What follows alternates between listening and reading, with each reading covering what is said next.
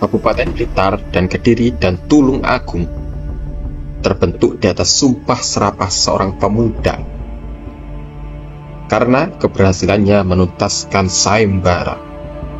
Namun dihianati oleh Raja Kediri dan putrinya hanya karena dia seorang manusia berkepala kerbau.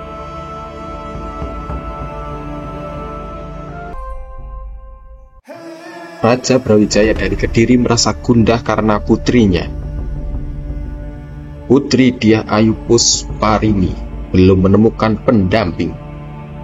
Untuk mencari suami yang layak, ia mengadakan sayembara. Siapapun yang bisa meregangkan busur Kiai Garuda Yaksa dan mengangkat gong Kiai Sekar Delima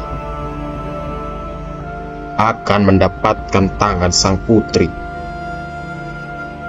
Sayembara ini menarik perhatian semua orang, termasuk para raja dan bangsawan.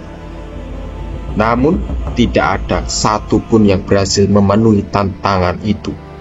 Semua peserta gagal, dan kegagalan itu menjadi bahan pembicaraan di seluruh kerajaan. Saat sayembara hampir ditutup, muncullah seorang pemuda aneh. Semua orang terkejut melihat bahwa kepala pemuda ini mirip dengan kepala kerbau. Namanya adalah Lembu Suro.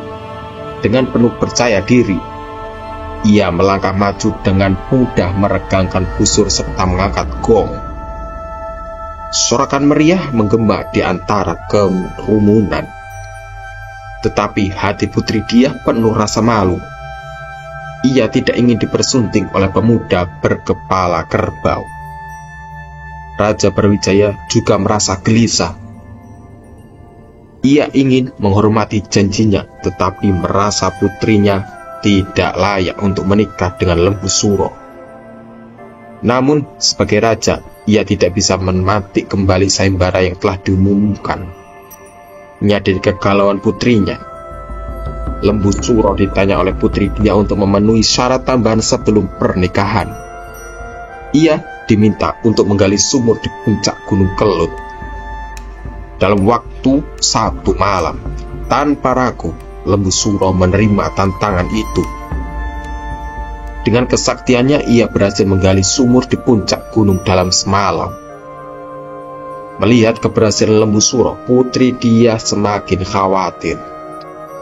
Ia mengajak ayahnya untuk menggagalkan pernikahan ini.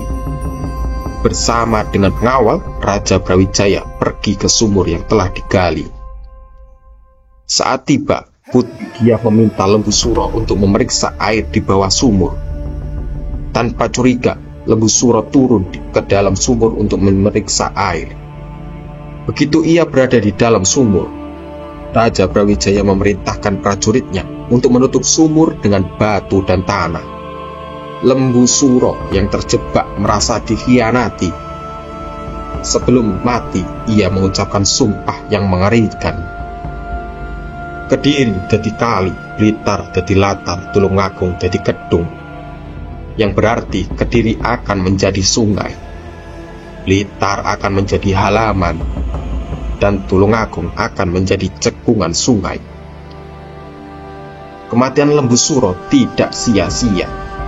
Ketika Gunung Kelut meletus, masyarakat setempat berteriak, "Lembu Suro ngamuk, Lembu Suro ngamuk." Suara erupsi gunung mengingatkan mereka akan sumpah yang diucapkan Lembu Suro. Sejak saat itu, setiap kali Gunung Kelut meletus, legenda Lembu Suro diingat sebagai tanda kemarahan dan balas dendam dari sang pemuda. Lembu Suro adalah seorang yang berjasa besar atas berdirinya kerajaan Majapahit, yakni pengikut Raden Wijaya. Lembu Suro adalah seorang pemuda yang pernah menjadi adipati Kediri di era kerajaan Majapahit. Ia merupakan abdi pengikut Raden Wijaya yang paling setia. Nama asli Lembu Suro adalah Mahesa Suro. Kakaknya bernama Singoludro atau Joto Suro yang menjadi Raja Hutan Ludoyo. Kedua kakak beradik ini sama-sama memiliki kesaktian yang luar biasa.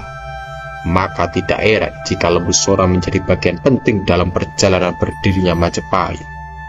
Cerita ini menjadi bagian penting dari budaya masyarakat sekitar, dan setiap generasi meneruskan kisahnya.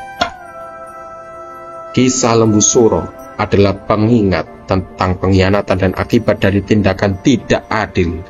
Legenda ini tetap hidup di hati masyarakat Blitar, Kediri, dan Tulungagung, mengajarkan mereka untuk selalu menghargai kejujuran dan menghindari kesombongan.